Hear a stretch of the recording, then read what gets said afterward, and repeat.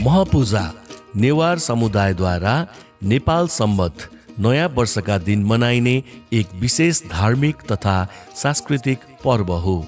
मह शब्दको अर्थ नेवारी भाषामा आत्मा वा स्वयं हुन्छ र यसै आधारमा यस पर्वलाई आत्मा पूजा वा आत्मा सम्मानको पर्वको रूपमा लिइन्छ।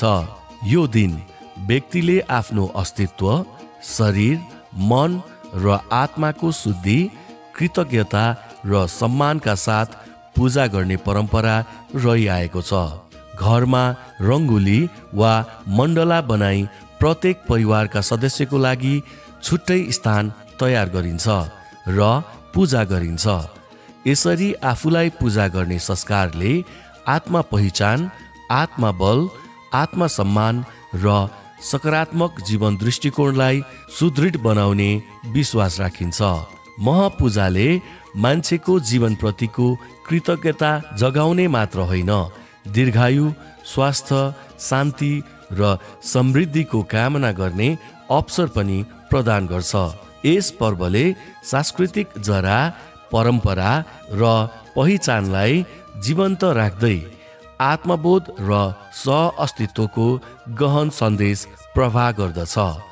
महपूजाको यस पावन अवसरमा हाम्रा प्रिय विद्यार्थी नानी बाबु, आदरणीय अभिभावकज्यू तथा सम्पूर्ण शुभेच्छुकहरूलाई हार्दिक मङ्गलमय शुभकामना। यस पर्वले प्रत्येक व्यक्तिको जीवनमा आत्मज्ञान, आत्मबल, आत्मसम्मान र सकारात्मक ऊर्जा भरिदियोस्। परिवारमा प्रेम, शान्ति र समृद्धि छाओस् र सांस्कृतिक सम्पदा र पहिचानको संरक्षण तथा सम्मान निरन्तर रहिरहोस्। शुभ महपूजा। Stars Montessori Academy, from where your child's career begins.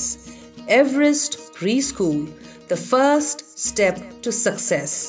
Pragma Montessori, a world where every child shines.